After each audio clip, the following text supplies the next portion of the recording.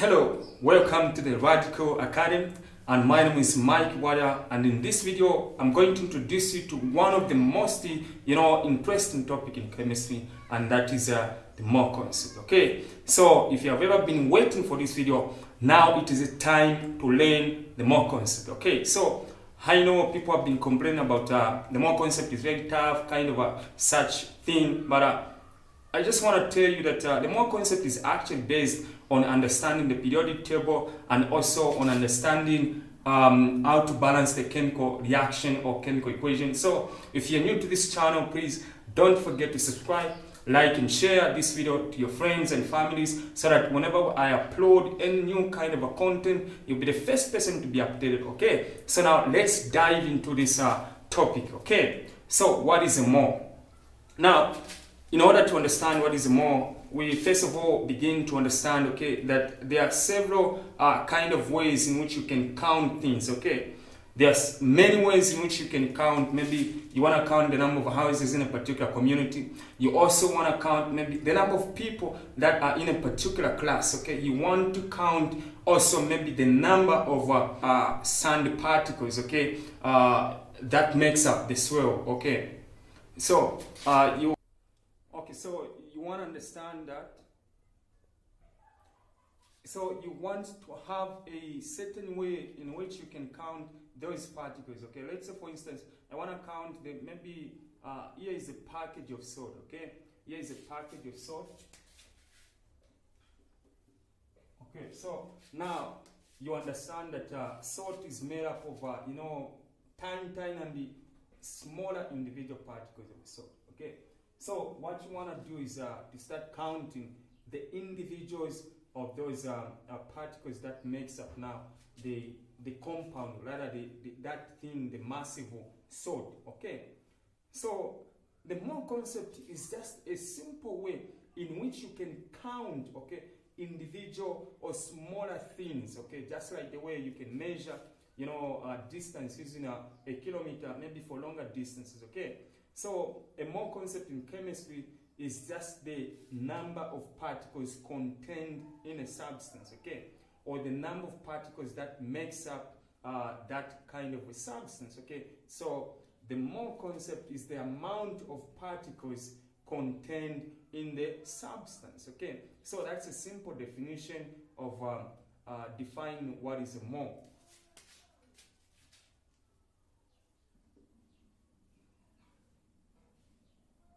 So this is the amount of particles, one can say ions or atoms or even molecules, okay, or molecules, and then also contained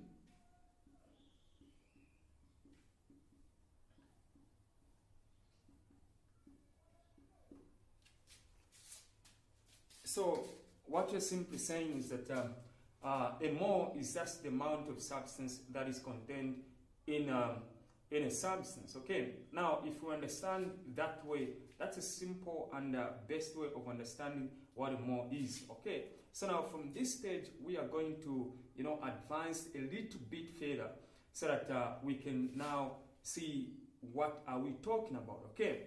So sometimes people will define a Moore relative more like to a standard measurement, like the amount of particles, okay, that contains as much as 6 times 10 to the power 23 particles mass of carbon 12. Okay, so some kind of reference point. Okay, but don't worry about that kind of tedious definition. Okay, but a Moore is simply the amount of particles or the number of particles or molecules or even ions present in a substance or contained in a substance. Okay, so you can have something like this.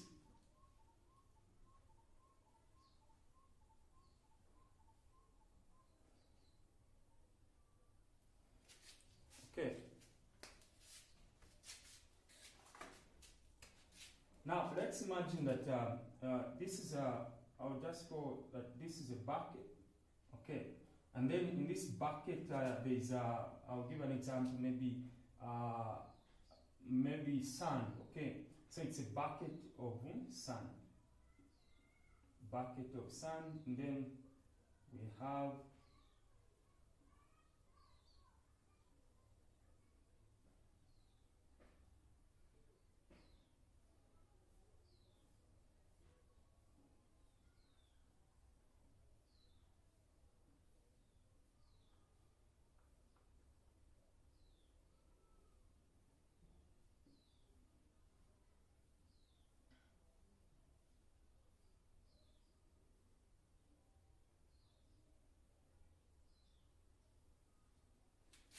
so now what I've done over there is that that's a bucket of sand. You know what I'm saying? When you think about you have got the bucket, let's say for example a physical bucket, and you're putting maybe as much sand as you want. Okay, so you can't specifically know. Okay, you can't specifically know the amount, the individual weight of each and every single particle. Okay, so you kind of take an average, okay? But the way of thinking also about the more is that, like I've said, okay, you have as much sand as you can put in that bucket. Now, what you want to understand also is that if someone was to tell you to say how many in total these sand that are in the bucket, okay, it's quite very difficult. But you can do it, okay? So you can start counting every single particle, okay, as 1, 2, 3, 4, 5, 6, just like that. So now, you don't want to do that, okay? So instead, you come up with a certain way of measuring, okay, in terms of what? Weight, okay? So if I can know the mass of one sand particle, then I can assume that each and every single particle that makes up the sand is somehow obviously having the same kind of mass, okay? It's having the same kind of mass. So I can do some average, okay? If I know that there are about 10 billion was individual sand particle, or thousands of them. So I can say the mass of each and every single sand, you add them, okay? So you add them and then divide by how many of those sand are there, okay? Like how many are there, okay? So if there are thousands of them, over 1,000. If it's a billion of them, over a billion, okay? Now you can't just do that, okay? So if you're somebody who is selling sand, okay, someone is looking for, let's say, someone is looking for a 1 kg of sand, okay? Someone is looking for 1 kg of sand. So if they come to the shop, maybe you're selling cement, they want to buy maybe not the entire 1 kg, okay, but you know the price of 1 kg. Maybe let's say it's 100 kwacha, or maybe a 2 kwacha for the sake of argument. So you have to count, okay? So if I know that in 1 kg it is equivalent to so much. Now, what about this amount of kg? How much am I going to sell so that I don't underprice my product, or I don't overvalue my product, so that I can actually chase away a customer? So with all these concepts is that we are just saying that the amount of particles contained in a particular substance is simply what is called a mole. Now, for us to theoretically come up with the masses and how to find maybe the amount of this substance in a particular mass of a substance and things like that, okay? So we have to develop now a formula that will help us to be able to count, or maybe to be able to find how many of these particles makes up that mass of the substance, okay? So now, if you will allow me, let me also go to an example.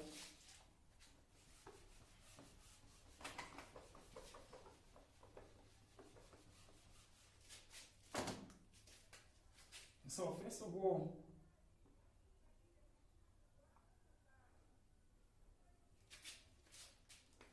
so if you can think about the mole as the way of measuring tiny particles or tiny and smaller things. Okay, so then we can derive a formula that can help us to avoid and to waste time, okay, in order to count how many of those particles makes up that particular substance. So a mole equals to the mass over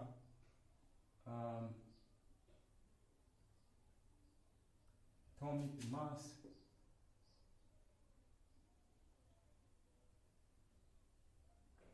or maybe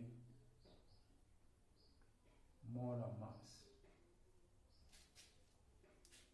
Now, that formula is the formula that we normally use for calculating the number of substance, okay, the number of particles in a substance, in an element, in a compound. So, where this n represent mole, okay, and then the mass given can just say small m, and then now I want to emphasize now on the denominator, okay.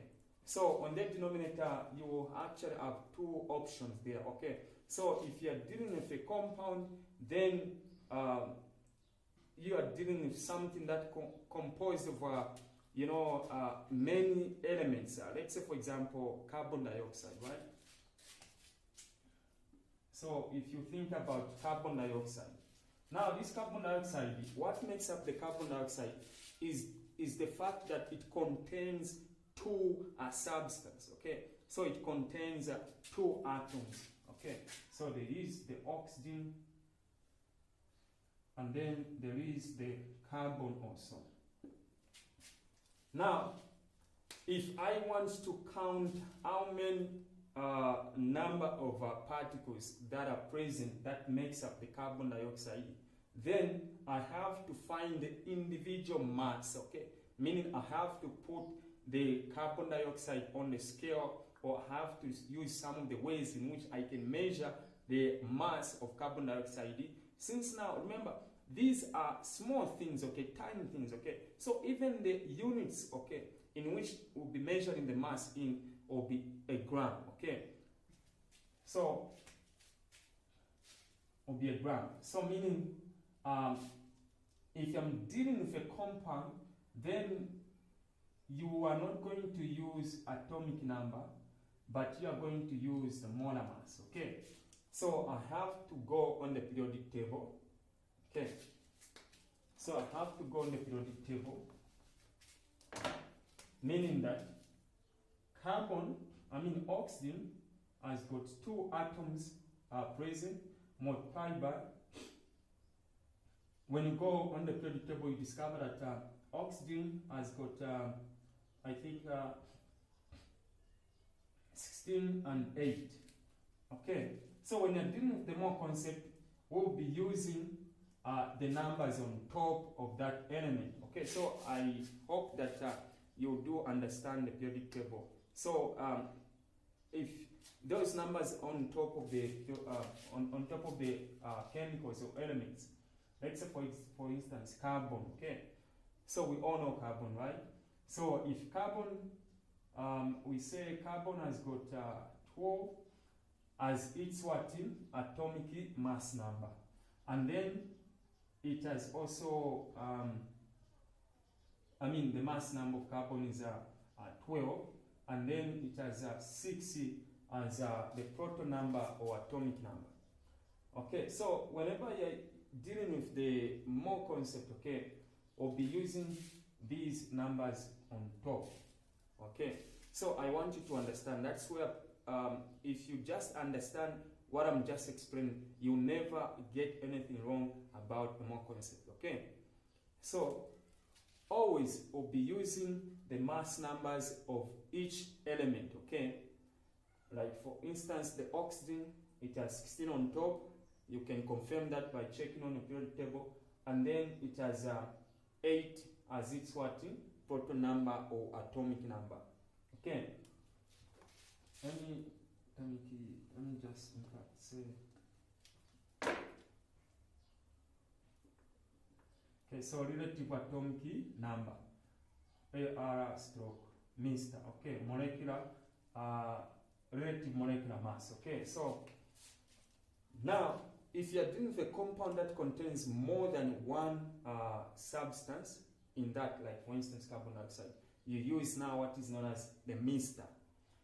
Now if you're just dealing with an individual element like oxygen, like for instance carbon, we use now the abbreviation as in AR. Okay, so you use relative atomic mass number. Okay, so if that is understood, now let's move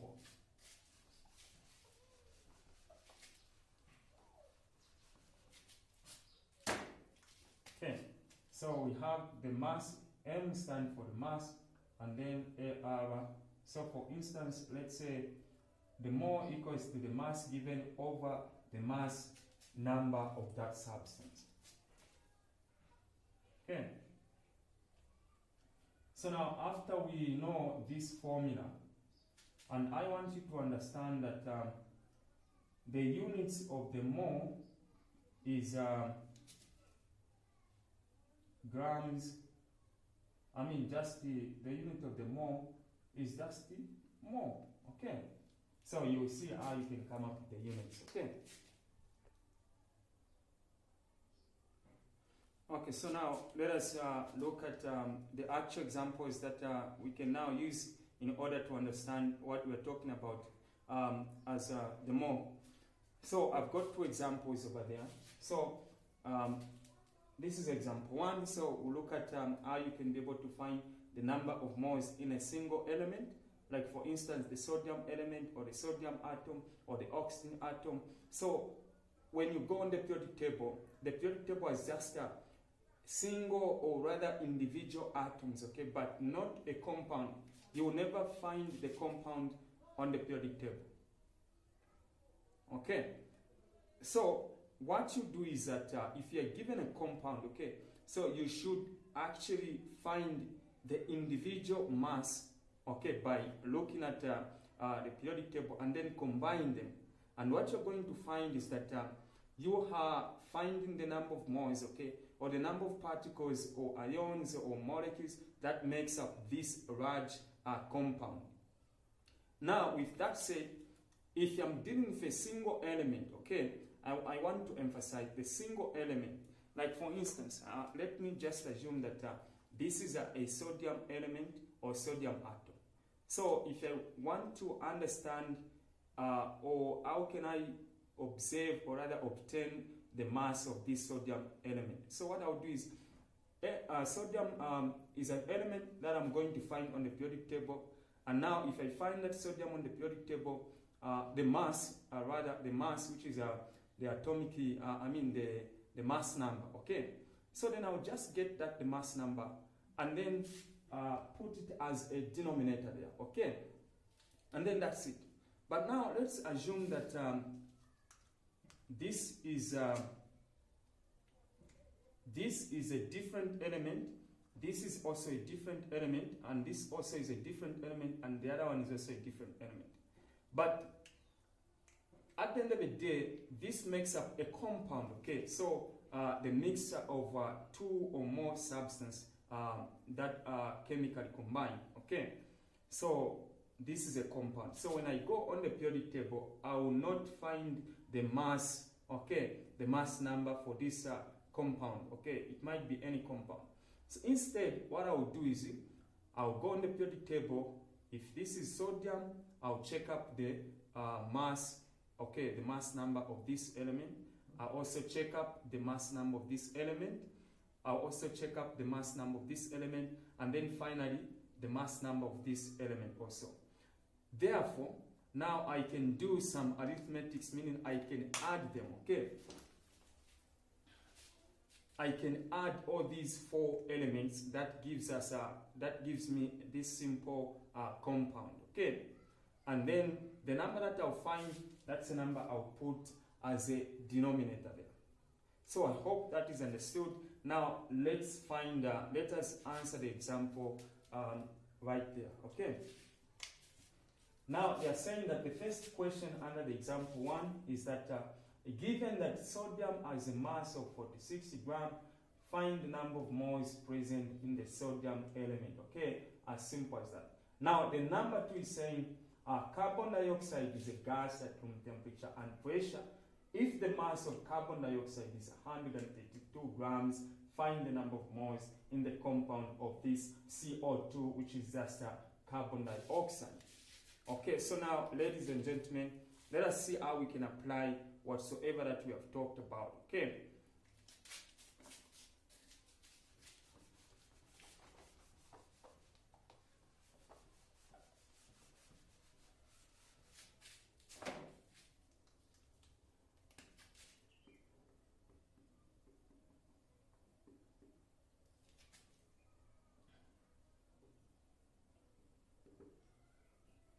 So when you're answering, more especially where calculations are concerned, more especially even in chemistry or physics, or just where calculations are concerned, you need at least to collect some information that will help us, or that will help you in order to find the answer that you're looking for. So in that case, what we know is that the element you are looking at is sodium. Okay. So I'll be able to find the sodium on the periodic table, and it has a symbol of Na. Now this sodium has got numbers like sodium, it's 23 on top and then 11 down. So whenever you're dealing with the mole concept, we always use the number on top. We always use the number at the top, or the number which is on top of the element, not the one at the bottom. Okay, so therefore, the mass number of this, the mass number of sodium will be equal to 23 grams per mole. And then from there, what else do we know? A mass of sodium. So mass of sodium. So that's now the physical or the actual mass of sodium. Probably when we put the sodium at the scale or on the scale, it's gonna actually give us 46. Okay, so the mass of sodium is 46 grams. Okay, now what you are looking for is, we want the mole, which is represented by letter N. So this one is question mark. Okay, so that is question mark. So therefore, number of moles equals to the mass given